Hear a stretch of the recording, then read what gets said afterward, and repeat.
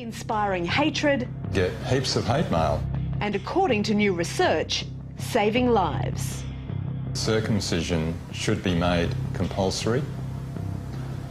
The evidence is so strong that the government and health authorities can no longer ignore it. Millions of lives would be saved by universal circumcision.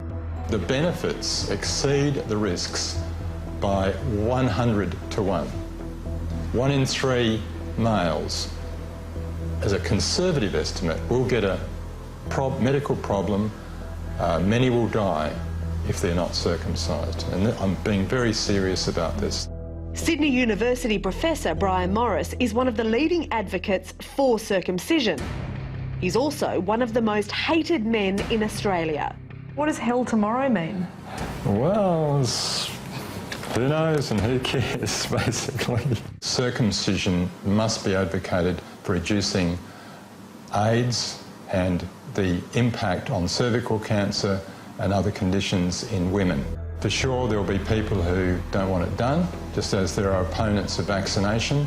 Benefits are so incredibly vast that any parent not wanting their child circumcised really needs good talking to. Well, it's barbaric, and it's a mutilation, and it should stop. No, I mean, healthy children don't need operations. Can you think about where a healthy child should be subject to an operation for a fear of a disease? And how's he drinking? Paediatric health consultant Dr. George Williams says circumcision is no different to any operation. It always carries risk. Every year, at least one baby gets admitted to our children's hospital in Sydney with a major complication. Either the head of the penis has been damaged or a part of the penis has been damaged, and the baby's admitted for reconstructive surgery. Australian public hospitals no longer offer routine circumcision, leaving parents to find doctors willing to do it.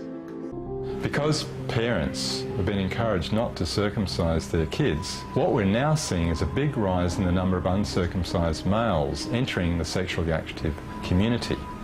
Coupled with that, we're seeing a rise in all sorts of sexually transmitted infections and diseases. HIV being the one that grabs the headlines because it infects through the foreskin. Men have got a much higher risk. All of these benefits that those that believe in circumcision list, things like AIDS, urinary tract infection, penile cancer, cervical cancer in their partners, all of those things aren't worth preventing? Well, it's quackery.